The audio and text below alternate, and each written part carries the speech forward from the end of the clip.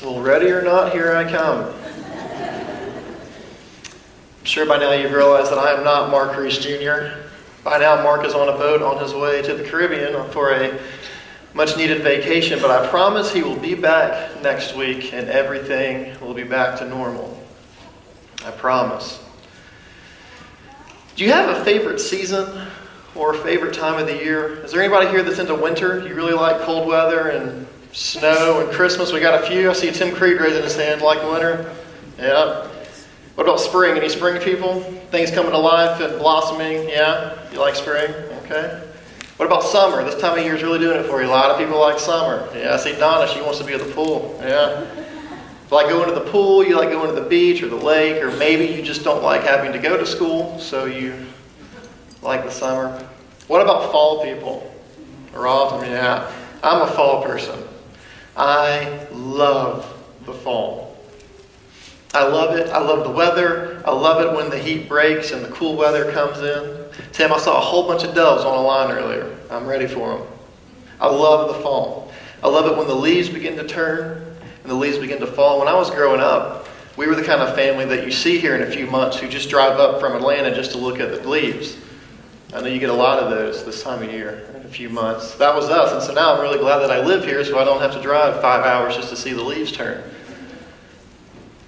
I love the fall, not just because of the weather, but the fall, I was kind of the kid, and I know the youth don't understand this. I loved going back to school. So now when I'm at Target or Walmart and I see these big back-to-school displays with the pencils and the crayons and the markers, that gets me really excited. Fall brings college football. Are there any Wake Forest fans? Best home schedule ever. Notre Dame is coming this year. I can't wait for the fall. As a Braves fan, I can't wait until October. I love the fall. Allison and I love the fall so much that we cannot wait until September 21st to start celebrating fall. For us, fall began last Friday when Allison came home from work and immediately started decorating our apartment with all of our fall decorations. We also have a ritual every fall where we begin watching seasons 1 through 7 of Gallimore Girls. So now, in the evenings, we sit and we watch Gallimore Girls with our fall decorations. Depending on which side of the apartment I'm on, it either smells like spiced pumpkin from Yankee Candle or leaves from Bath & Body Works. Does anybody know what I'm talking about? Can I get a witness? I love the fall. The story I'm about to tell takes place on the perfect fall day while I was an undergraduate at Georgia State in Atlanta. The air was cool. I could walk comfortably in just a sweater and jeans. The train ride was pleasant that day, which is a rarity. And I think it was because no one was sweating.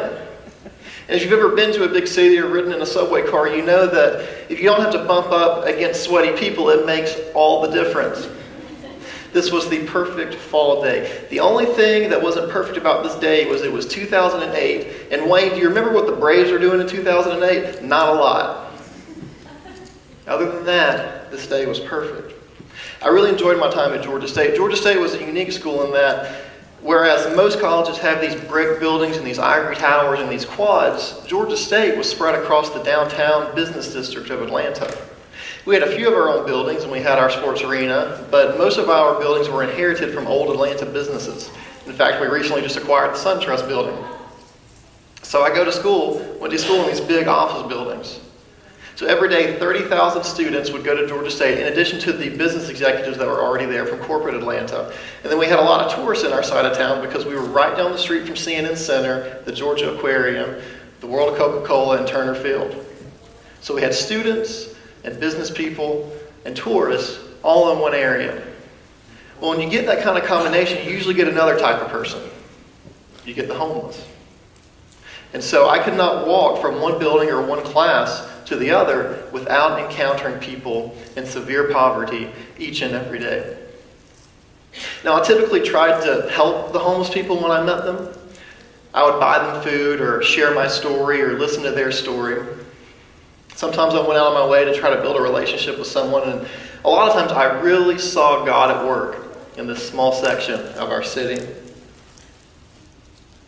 A lot of people even noticed me and my friends helping some of their friends, and they would come also looking for aid. And we got really good at deciding who really needed help or who was just kind of, cheating the system.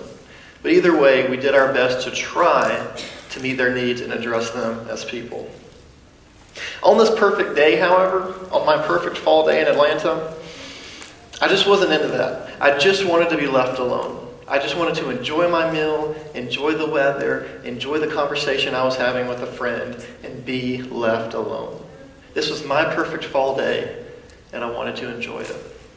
I was approached by a man, and I'm sorry I don't know his name, we'll call him Joshua, who came up to me and did the typical routine while I was in the middle of my meal. He said, "Hey man, can I have some money? I'm hungry."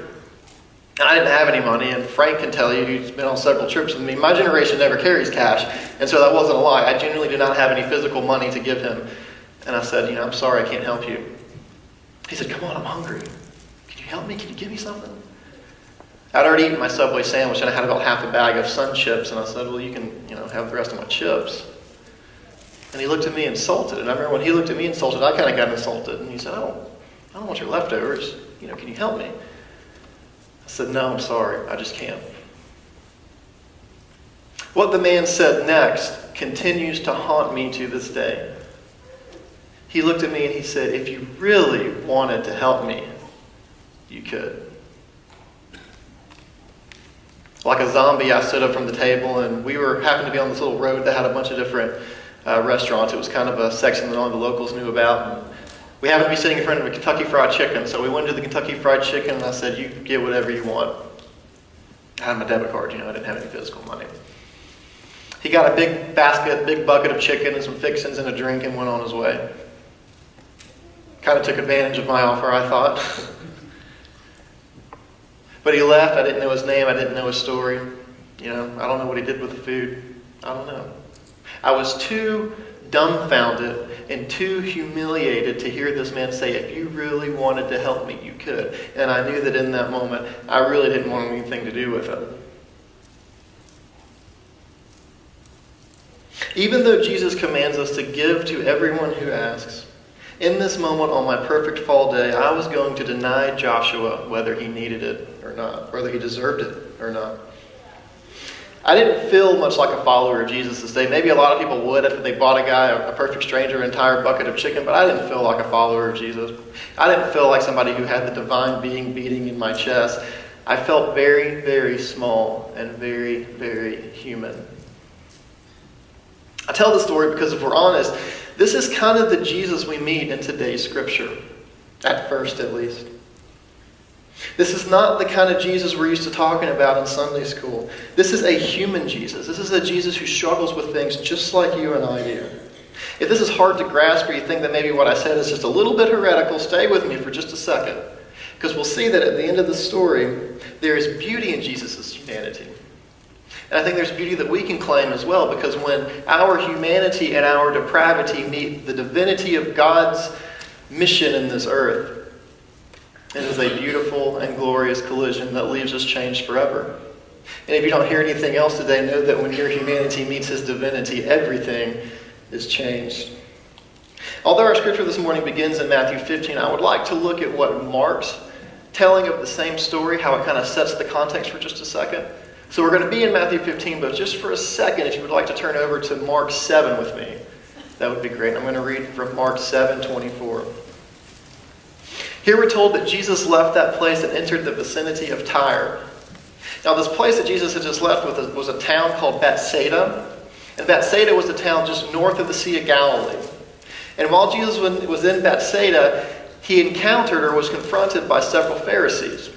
And they drilled Jesus on issues pertaining to ritual purity and cleanliness.